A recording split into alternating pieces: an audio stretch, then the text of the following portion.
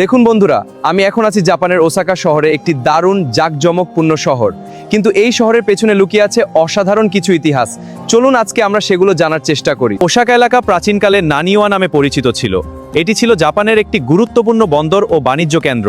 এমনকি সপ্তম শতাব্দীতে কিছু সময়ের জন্য এটি রাজধানী হিসেবেও ব্যবহৃত হয়েছে। এরপর 1583 সালে বিখ্যাত শাসক টয়োটোমি হিদেয়োশি এখানে ওসাকা ক্যাসেল নির্মাণ করেন, যা জাপানের ইতিহাসের প্রতীক হয়ে ওঠে। সেই সময় ওসাকা ছিল রাজনীতি ও সামরিক শক্তির এক বড় কেন্দ্র।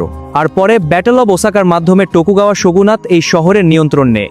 এরপর ওসাকা হয়ে ওঠে জাপানের প্রধান বাণিজ্য শহর আর ন্যাশনস কিচেন নামে পরিচিতি পায়। এরপর মেইজি পুনর্গঠনের পর ওসাকা দ্রুত একটি শিল্পনগরীতে পরিণত হয়। টেক্সটাইল কারখানা এবং বাণিজ্যের জন্য এটি বিখ্যাত হয়ে ওঠে এবং জাপানের অর্থনীতিতে গুরুত্বপূর্ণ ভূমিকা রাখতে শুরু করে। আর আজকের ওসাকা শুধু ইতিহাসেই সীমাবদ্ধ নয়, এটি জাপানের অন্যতম আধুনিক ও প্রাণবন্ত শহর।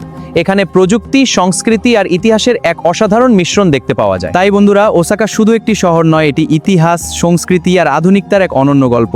এমন আরও ভিডিও দেখতে চাইলে অবশ্যই লাইক, শেয়ার আর সাবস্ক্রাইব করতে ভুলবেন না।